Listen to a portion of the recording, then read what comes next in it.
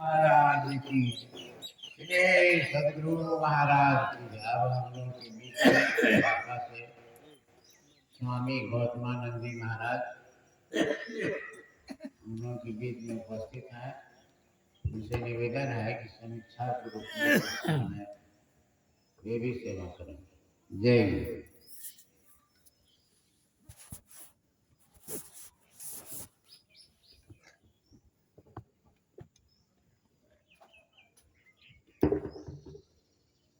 बंदो गुरुपद कंजे कृपा सिंधु नरे रूप हरे महामोहतम पुंजे जासु वचन रवि करे निकर। अव्यक्त रूप में सर्वत्र विराजमान पूज्यपाद संत सद्गुरु महर्षि में ही परमहंस जी महाराज के उभय पाद पद्मों में कोटि शरणमण। व्यक्त रूप में मंचस्थ पूज्यपाद महर्षि संत गुरु शरण परमहंस जी महाराज के उभय पाद पद्मों में कोटि शरणमण। मंचस्थ पूज्य बनवारी बाबा, पूज्य महादेव बाबा, आदरणीय डॉक्टर साहब, आदरणीय सत्संग प्रेमी महानुभावों, माताओं तथा भक्तिमती बहनों, सबों को मेरा प्रणाम। आज पाठ बहुत लंबा हुआ है और व्याख्या बहुत लंबी हो सकती है, लेकिन समय के हिसाब से हम सार रूप में रखेंगे बातों को। पापों का अंत कराने वाला जीव यदि पुण्य नहीं करता है तो केवल पाप ही करता है। पाप और पुण्य के बीच में लोग कहते हैं कि हम पाप भी नहीं करते, हम पुण्य भी नहीं करते। ऐसा नहीं होता है। आप खाली बैठे रहेंगे तो पर भी कुछ न कुछ पाप अगर करते रहेंगे। कोई निर्विकारी होने का प्रयास नहीं करता है तो वो सद्विकारी हो गया। कोई प्रकाश में नहीं है तो वो अंधकार में चला गया। अंधकार अज्ञान, अज्ञान मतलब दुख, प्रकाश ज्ञान, ज्ञान मतलब सुख।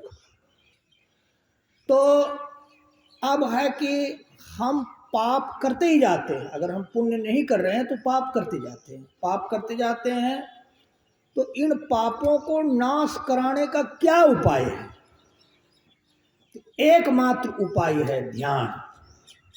आजकल कुछ लोग गलती करते हैं, पाप करते हैं, मर्डर करेंगे, हत्या करेंगे, उसको जेल में डाल दिया जाता है। जेल में डालने से उसको 200 बरस भी बंद रखेगा तो पर भी पाप नहीं खत्म होता है। तो भारत सरकार इस बात को समझती नहीं है कि क्योंकि देश के नियम किसी धर्म के विद्वानों ने नहीं बनाया है, कानूनविदों ने बनाया है।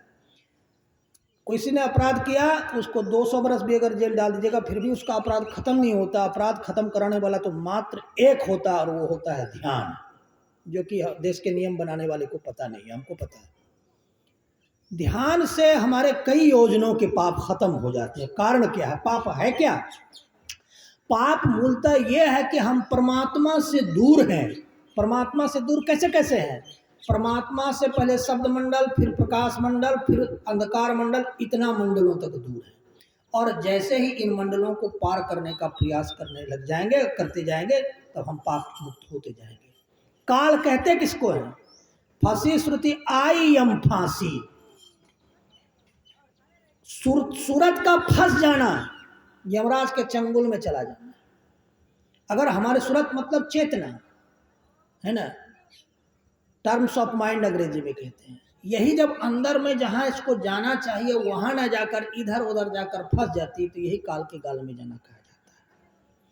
अगर हम योग की प्रक्रिया से अपनी सूरत को जहां पहुंचाना है, सुषुम्ना में, फिर और आगे ब्रह्म गुफा है, शून्य है, महाशून्य है, सब में हम लेते चले जाएं गुरु की सेवा करके, तो फिर कोई काल नहीं है।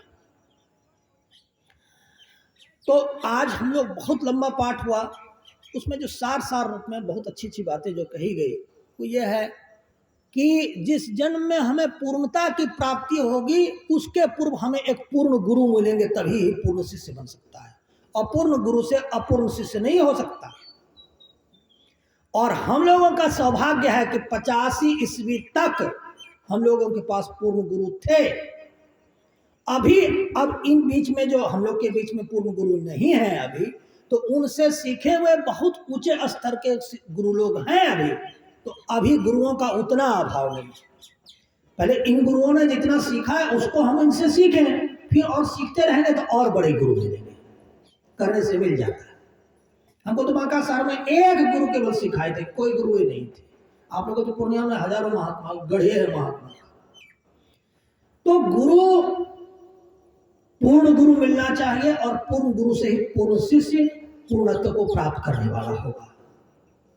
बिंदु और नाद, बिंदु के समाप्ति के बाद नाद है और आदिनाद के बाद जो है कि परम प्रभु परमात्मा है।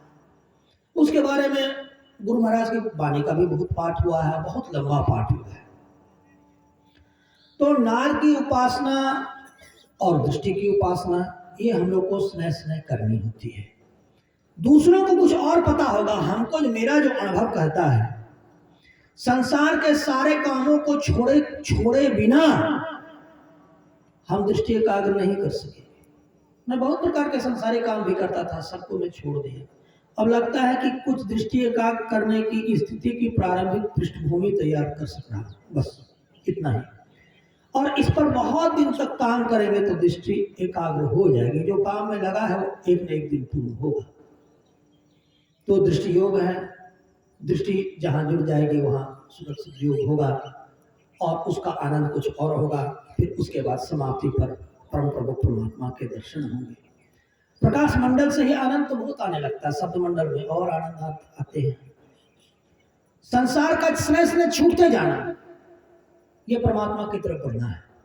जो संसार पकड़ा है वो परमार्थ की तरफ नहीं जा सकता, असंभव। कोई कहेगा हम संसार के विभिन्न प्रकार के कामों को भी करते चले जाएंगे और परमार्थ भी हो जाएगा, ऐसा नहीं होता, ऐसा होता ही नहीं है।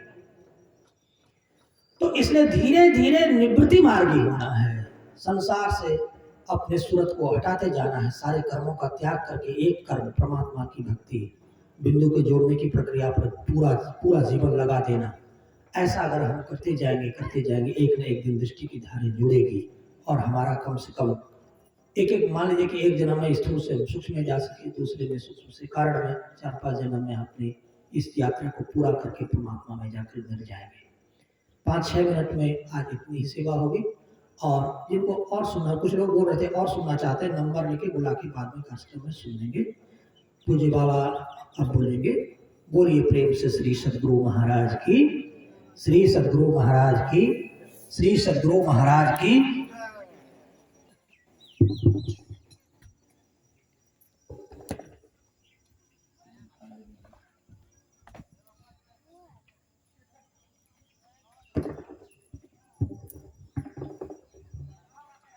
श्री सद्गुरु महाराज की जय।